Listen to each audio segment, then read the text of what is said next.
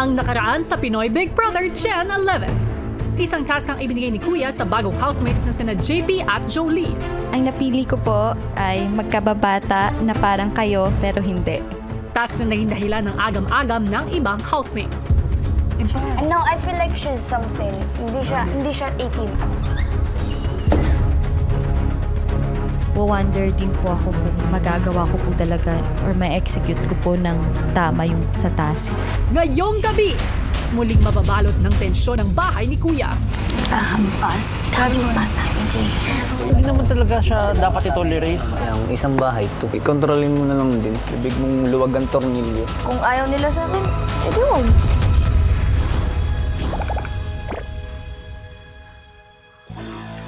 Sa pagsisimula ng bagong araw sa bahay ni Kuya,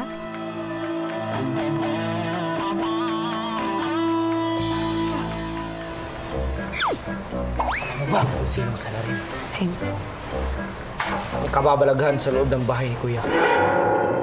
Ate Julie, gusto mo bang sumali sa Tanungan ni Vincent? Sir!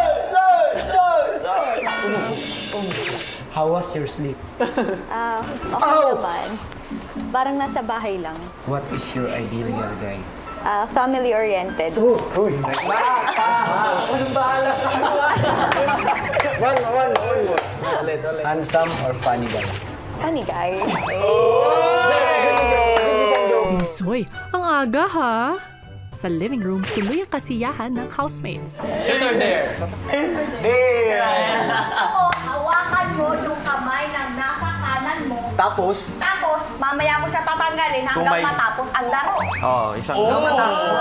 Uy, grabe. Ay, hanggang hindi siya natatawag. Dati Jazz. At least nagpaalam. Wala nga.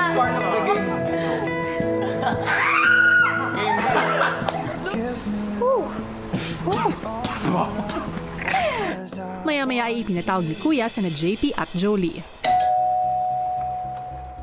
Papaalala ko na ang totoong task ninyo ay mapapaniwala sila tungkol sa relasyon ninyong dalawa dahil nais kong ipaalam sa inyo. Dito nakasalalay ang 50% ng weekly budget ninyo.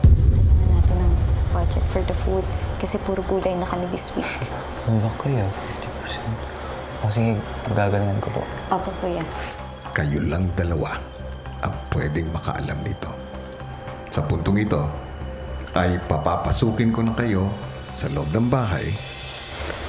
Wala ko, hingil lang ako. Okay, Kuya. Thank you. Kaya ko na Okay. to. Guys, may i-announce lang ako.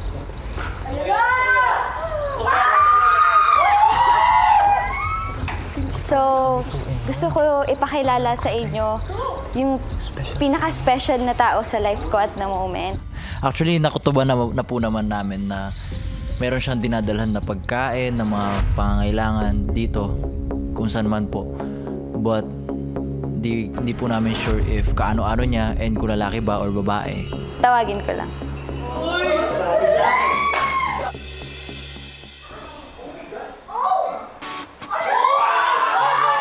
Alam ko agad na teen, yung vibe niya pa lang.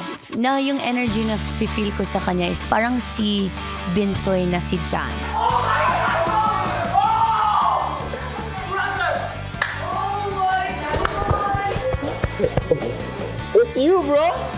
Ano mo na? Nag-usap po kami ng audition. Medyo familiar na po ako sa kanya. But not that deep talaga.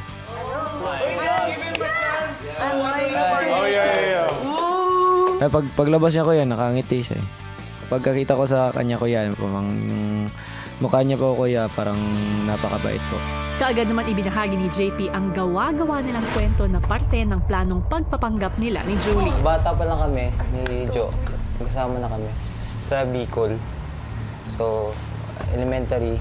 Yung mami namin, both para silang teacher. 2 and 1 kayo. Two in one ba? 2 and 1. Yes. 2 in 1 kayo?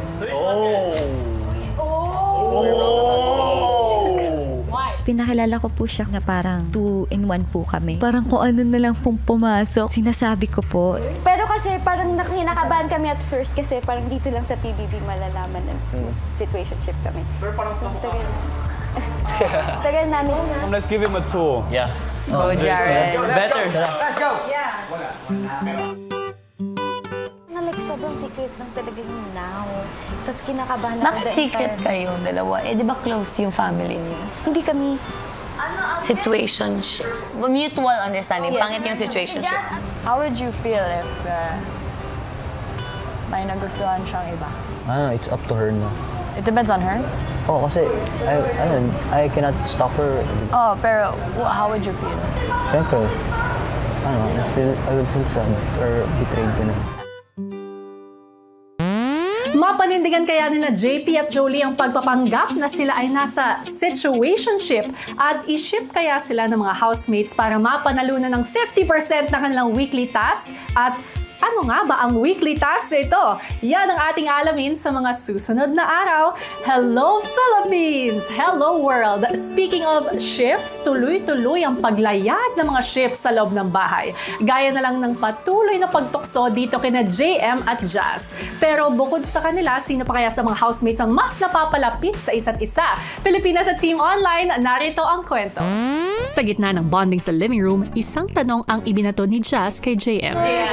Kunwari may partner ka doon, sabihin niya na, take my family name instead of yours. Papayag ka. Hindi. Ano? Anong meaning? Tinanong ko siya. Okay. Tinanong ko rin siya. But his family name is so cool though. Kaya nga Ibarra. Ayaw mo nun? Sinabi ko bang hindi? Papa! Manalo na naman tayo, Bunsoy. Bakit ka naman? Wala, Ate Jazz, ba't hindi ka makaimik? Ate Jazz, tumatapang, Ate Jazz. Jasmine Ibarra. Mrs. Ibarra, how are you? Iba rin ang mga housemates ha, nagkakapalitan ng apelido. Samantala, nagtuloy-tuloy pa rin ang palitan ng kwentong love life. So, may boyfriend ako noon. Hindi lang kami nag-uusap, pero may label pa kami. Tapos, nung umamin si JP. Tapos, parang nagugustuhan ko na kasi si JP. Ganun. Nag-micro ka. Parang nag-overlap nga. Nag-micro. Oo, micro. It's micro-cheating, totoo. Ganda. Ikaw ko gusto ko din alamin yung kay Fiam. Wala akong shota. Paano pero like ano setup niyo? Situationship May promise ring. Ayan, Bakit may promise ring? Niligawan pa lang siya. Ah, so ligaw. Eh. Ha? Alam niyang may gusto ka o hindi? Secret. Arte. Hindi, ano yon? He's the most respectful man I've ever seen in my entire life. He's the most generous man. He's the most matured man I've ever seen. But I are have you showing to. him any like signs of affection in any way? Yes, yes. Show Why it. naman, James? No, wait. Why are you so invested, Jared? Huh? Because it's the topic of conversation. No. Meron. Uy. What? No. Uy. No, natakot. Ikaw, magkwento ka naman sa ex-girlfriend mo. Sabi niya. Sabi niya. Ako din naman eh. I'll talk about my last. Pero ito real to ka.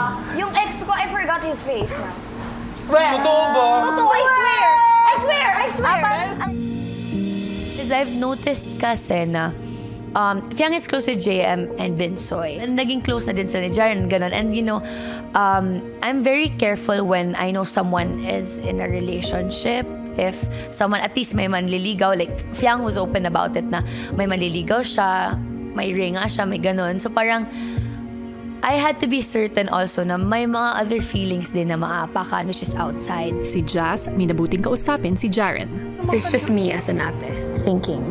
Because I don't want you, if ever at the end of everything in October, may mga ganong marinig. Am I making sense? Yeah, okay. Yeah. So like, just, I mean, I'm not saying you continue with the friendship and everything because close naman talaga kayong apat. Yeah. But then like, be cautious lang on some things. Yeah. What kind of actions? I mean like the super everything. Like, I don't know. Like the Yeah. gets mo ba? Like the super like Yeah. clingy to the highest level. Because like, you know. Kasi sometimes everyone forgets it also. Na may someone.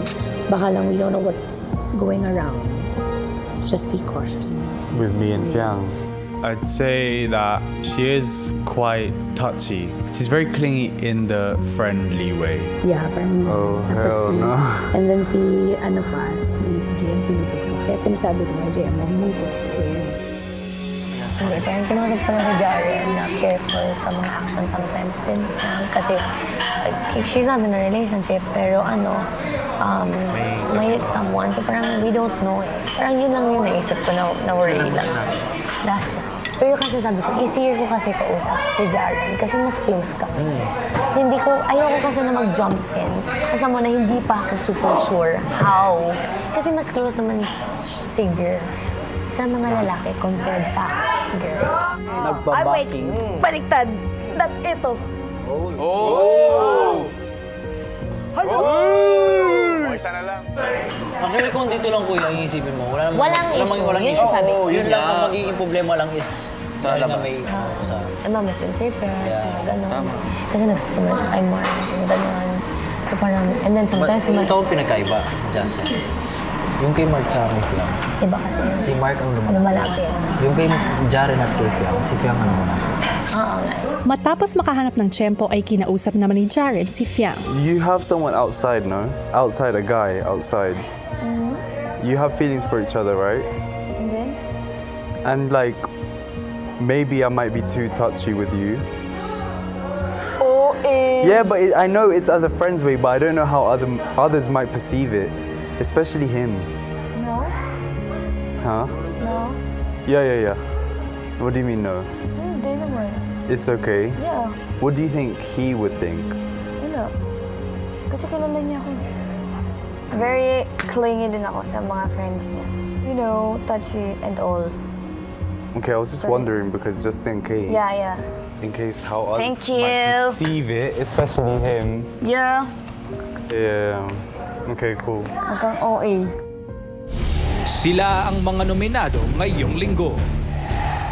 Briggs, Ding Dong and Patrick, Jazz, Noemi. Sino ang gusto mong iligtas? To vote, use the Maya app and choose the housemate you want to save or evict. You have the power to vote. Pinoy Big Brother, Gen 11. Mga maya-mayan, narito na ang update sa nagaganap na botohan. Meron ka pang oras para mag-save ng housemates with Maya. Si Jan kay Jolie naman nagbuwas ng mga napapansin din niya tungkol kay Fiang. Yung mga ganong gawa, hindi talaga. Kung andito ang nanay ko, mga auntie ko, Hindi nila ito-tolerate. mga... Mapapalo. Like, bibig. Akin si Bulong! Sige na. Kaya napabother kasi sinasabi mo bumubulong ako. Hindi ko po talaga nagugustuhan yung ugali niya, kuya. Alam na alam ng lahat, kuya, na pag nasa lamesa ka, hindi ka talaga dapat sumisigaw. Kaya naman si Jolie, minabuti rin kunin ang panig ng iba tungkol sa namumuong issue. I feel like I'm not in the right position to actually tell her because I don't know her that deeply pa. May mga, some things here and there na parang nagugulat ako na parang ginagawa niya. But I don't take it against her. Maybe gano'n lang talaga. Hindi yung sinabi ko, bagong personality yung sa akin yung gano'n. Parang magka-age kami, pero parang hindi feel ko kasi nga social media naman siya. So, talaga dapat ang kailangan ng personality sa gano'n na work. Pero feeling ko kasi almost 2 weeks na tayo with her and parang it was fine at first. The energy was there. But there are times naman na it's fine, but there are times na in times of being serious, like the open forum, we were all serious na time na yun. She was like, and then ako, I'm very uncomfortable when you shout pag nasa dining table. Okay, that's etiquette. Personally, I also scream. I scream with other housemates. It's nice to shout sometimes. It's funny.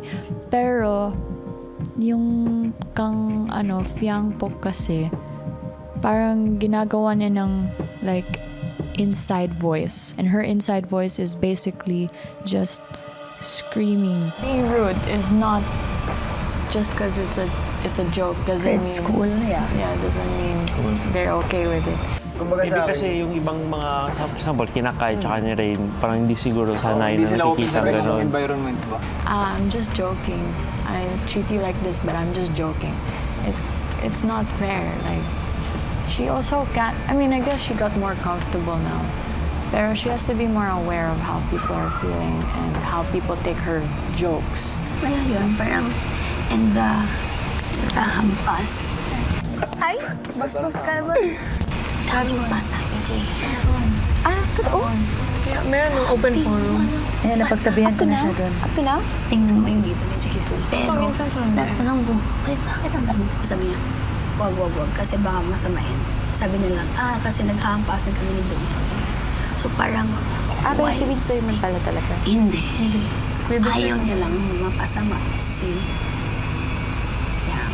Pero alam ng lahat na it's her.